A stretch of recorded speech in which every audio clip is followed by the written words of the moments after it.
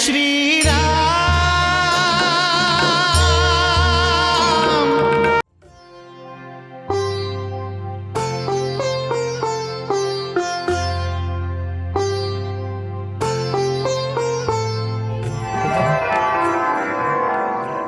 सुतीक्ष्ण,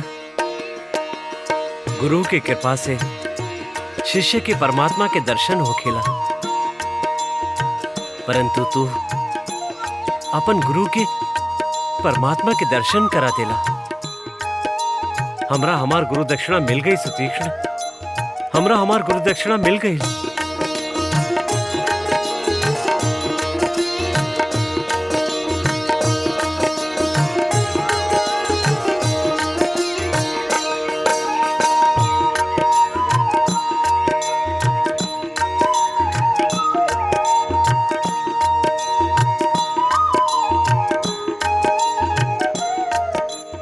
रघुनंदन, आई आई रघुनंदन।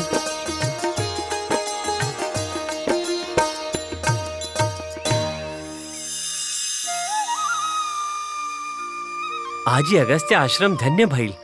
रउआ जे यहाँ पधरनी प्रभु। धन्य तो हम भईनी महर्षि, जे रउआ जैसन महान तपस्वी के दर्शन हो गई। यहाँ आवत ही ऐसा लागल कि राक्षसी प्रवृत्ति से घिरल दंडकारण्य में हमनी रउआ सानिध्य में बिल्कुल सुरक्षित बानी।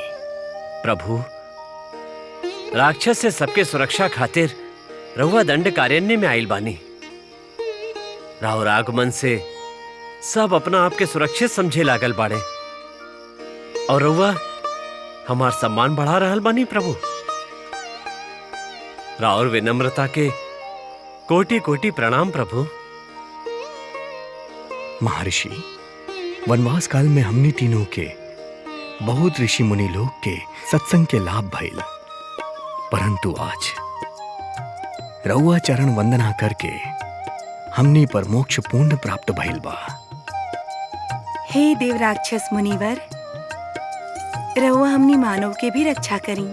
हे माते, हमरा के लज्जित मत करी।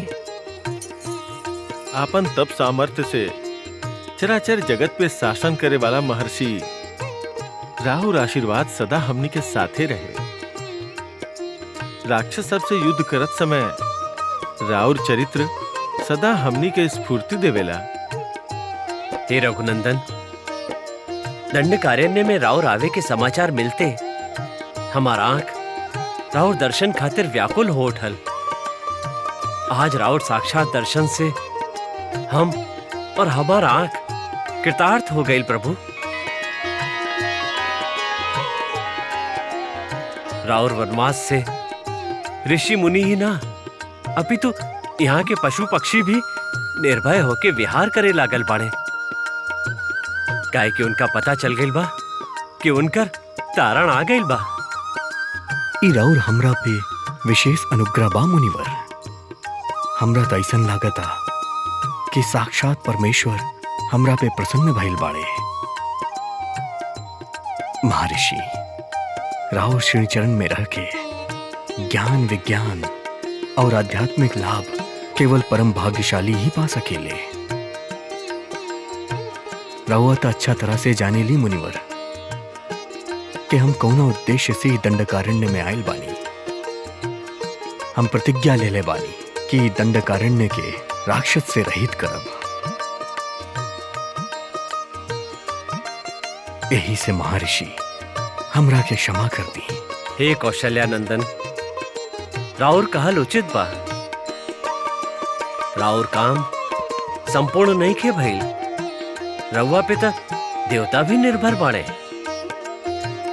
प्रभु, हम रउआ के राउर कर्तव्य से विचलित ना होके देव। हे तपस्वी के तपस्वी, रउआ हमरा के ऐसन कोनो स्थान बता दी जहां हम अपन भार्या सीता और अनुज लक्ष्मण के साथे निवास कर सकी और साथ ही साथ आपन प्रतिज्ञा भी पूरा कर सकी। हे प्रभु श्री राम, गोदावरी नदी के पास पंचवटी में निवास करें। ओकरा बाद जनस्थान में राक्षस सबके राज है। पंचवटी में रह के राक्षस सबके आगे बढ़े से रोक पाई। भविष्य में शक्तिशाली, शौर्यशाली और मायावी राक्षस सबसे युद्ध करे के पड़ी।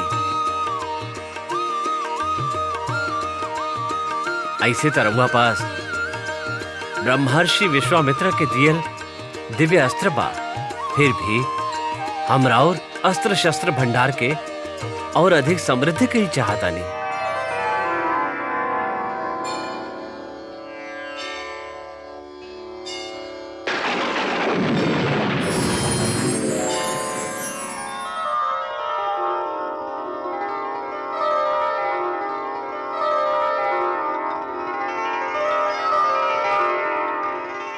हे प्रभु श्री राम, ए दिव्य धनुष के विश्वकर्मा भगवान विष्णु खातिर बनैले रहन।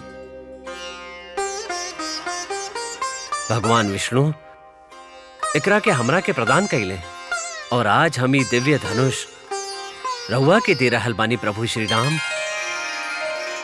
ई दिव्य धनुष शत्रु के कौनो अस्त्र से काटेला ना, एकरा के ग्रहण करी प्रभु श्री राम।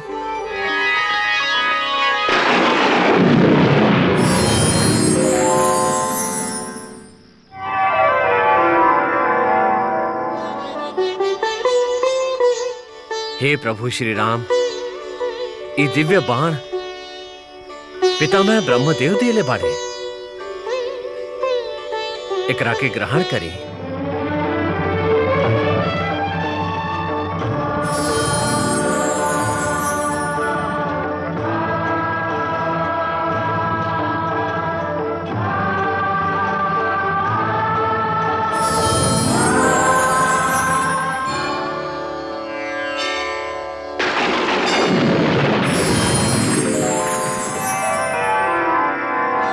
ई दू तुम्ही देवेंद्र देले बाड़े, ई अक्षय बा, एकर बाण कभी समाप्त ना होगी प्रभु श्री राम, एकरा के ग्रहण करी।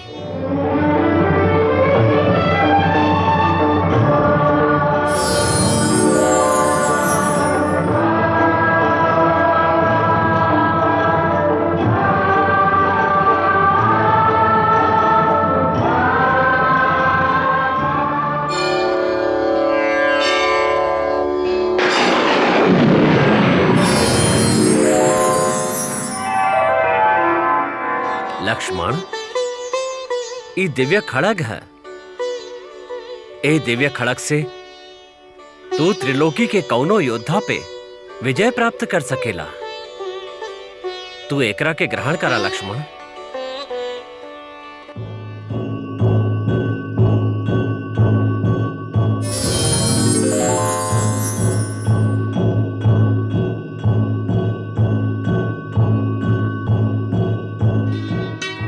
राम, लक्ष्मण, ई सब आयुध की समस्त शक्ति रउआ योग के अधीन रह के रउआ लोग के आज्ञा के पालन करी। महर्षि, राउर दया दृष्टि सदा हमनी पे बनल रहे। विजयी भव।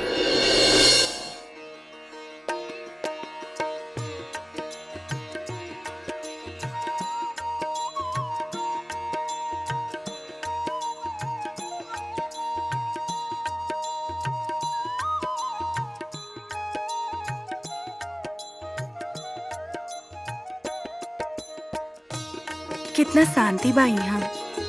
गोदावरी नदी के कारण यहाँ के वातावरण शीतल बा।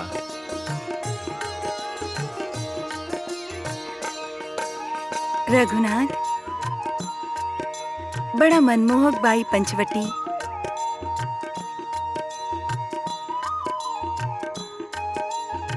सीते, हमनी ही कोनो स्थान पे आपन निवास के प्रबंध करतानी। रघुनाथ, वहां नदी के किनारे वो स्थान उचित लागता।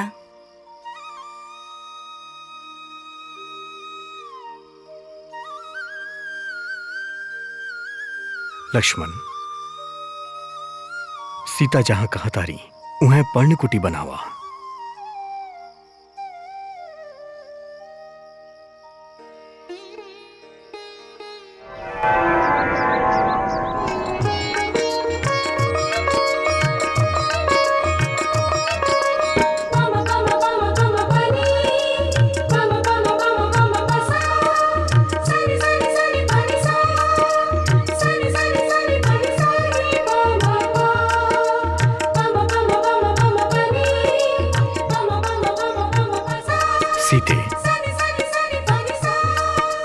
लक्ष्मण कितना सुंदर कुटी बनैले बाड़े। हाँ रघुनाथ, एकरा के देख के त विश्वकर्मा भी अचंभित भइल होखिए।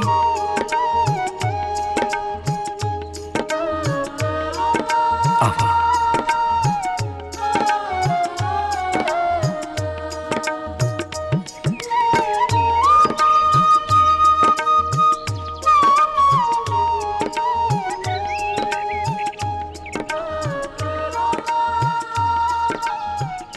खुश रहा।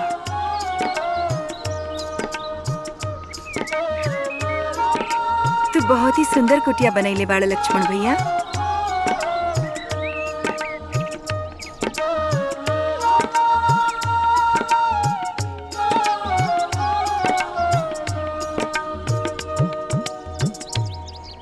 लक्ष्मण, तू बड़ा ही कुशलता से अल्प समय में ई पर्ण कुटी बनैले बाड़ा। राउर प्रेरणा और आशीर्वाद जिकरा साथे होखेला भैया, वो तो असंभव के भी संभव कर देवेला।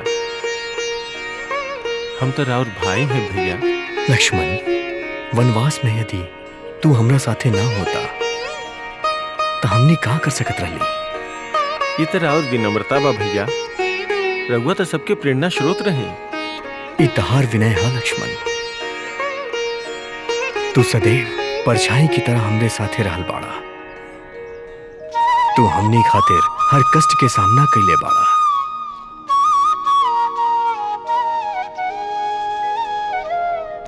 बाड़ा था तू हमार छोट भाई, परंतु एगो बड़ भाई के तरह प्रतिपालन कैले बाड़ा तू हमार। हम तो अपन कर्तव्य निभौले बानी भैया। माँ हमरा से वनवास में आवत समय कहले रही कि जहाँ राम बाड़े उन्हें अयोध्या बा। हमार अयोध्या तो राउर चरण में बा भैया।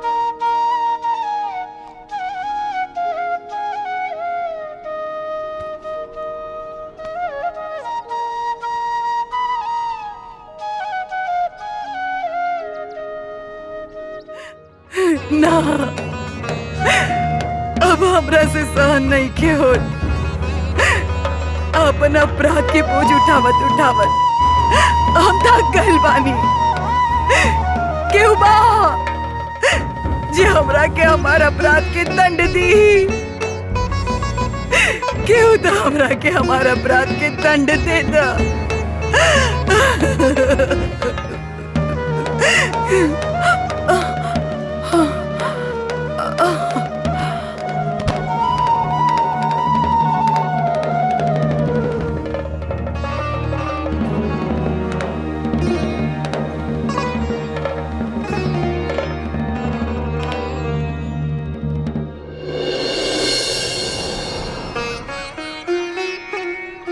एगो बात समझ में ना आइल भैया।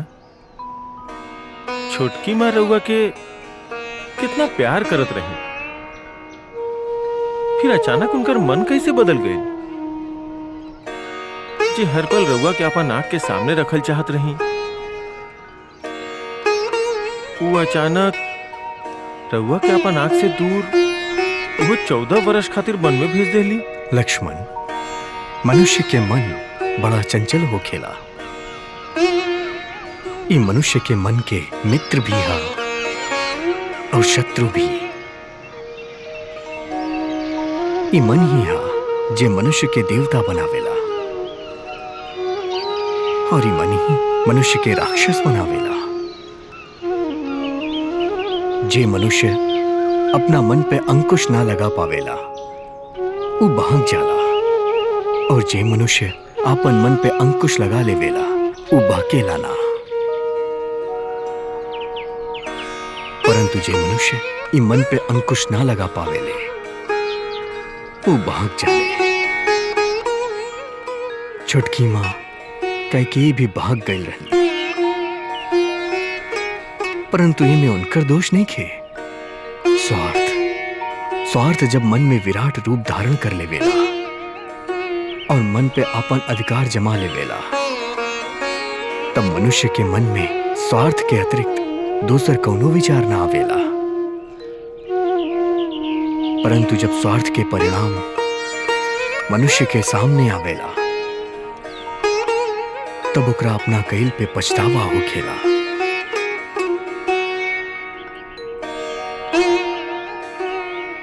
यही से लक्ष्मण लक्ष्मण, मनुष्य के आपन हर कार्य